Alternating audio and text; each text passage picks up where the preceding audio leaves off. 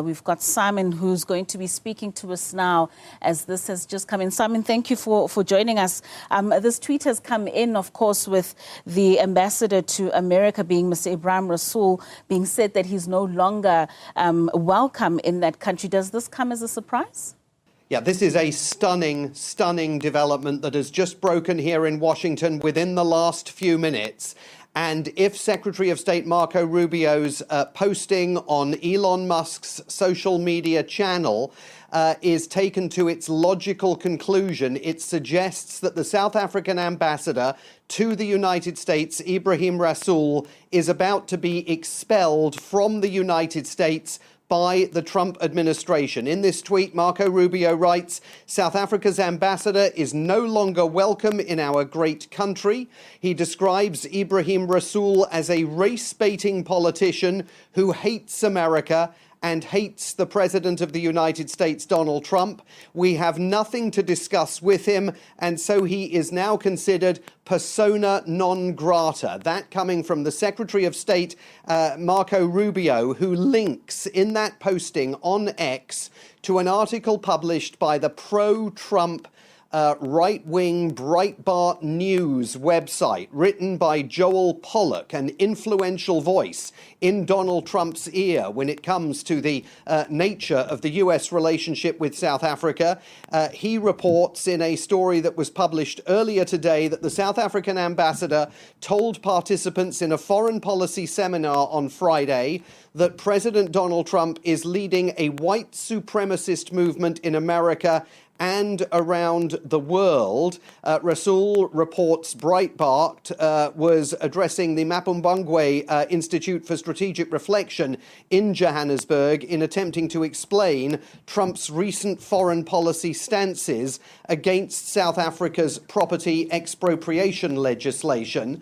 According to Breitbart, and I have not independently confirmed what the ambassador said, I'm taking this off the Breitbart report, Ambassador Rasool said that white supremacism was motivating Trump's disrespect for the current hegemonic order of the world, including institutions like the United Nations and the G20, and described Donald Trump's Make America Great Again movement as a white supremacist response to growing demographic diversity in the United States. So on the basis of that report, which clearly Marco Rubio has read, and I suspect it has been drawn to Marco Rubio's attention by some of those voices who have been driving the diplomatic downgrade in the relationship between the United States and South Africa.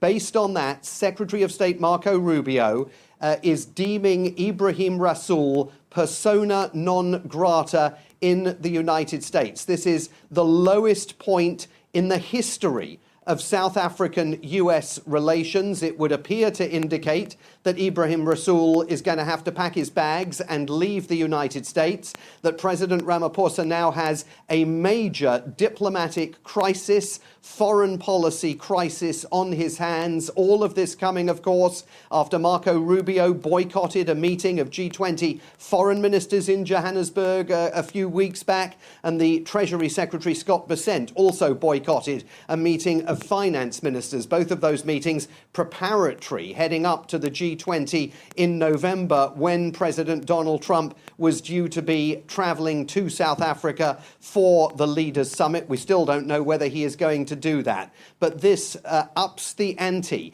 in the row between the United States and South Africa that is partly about the Expropriation Act, with Donald Trump and Marco Rubio both repeating disinformation, insisting that the expropriation of Afrikaner farmers is underway in South Africa, that farms are being taken away from farmers without compensation, even though government, of course, has been planning to send a delegation here to try and brief the US government about what is actually happening on the ground in South Africa. There are other issues that have irritated the United States as well, including, of course, South Africa's efforts at the ICJ, the International Court of Justice, to brand Benjamin Netanyahu, the Israeli Prime Minister, a war criminal. South Africa has been accused of siding with Hamas and the Palestinians, and essentially of being on the wrong side of history by the Trump administration. But this is now an absolute five-alarm crisis for the government of President Cyril Ramaphosa, with the American government, the American Secretary of State, and remember that the ambassador here, like all diplomats, is accredited through the State Department, now basically being told by Marco Rubio to pack his bags and go home. It's an unimaginable moment, frankly, in the history of the US relationship with South Africa, a lower point than anything we even saw during the apartheid era, and something that completely changes the trajectory of the relationship at the very moment when preparations are supposed to be underway for President Trump's visit to South Africa later this year for the G20 foreign ministers, for the G20 world leaders meeting that President Ramaphosa is due to be hosting. And of course, he's supposed to be handing the presidency of the G20 over to President Donald Trump so that he can host the G20 summit here in the United States next year. So huge questions now for the future of this bilateral relationship, for the immediate future of Ambassador Ibrahim Rasool. And of course, it's important to underscore this decision by the Trump administration based on that Breitbart News report.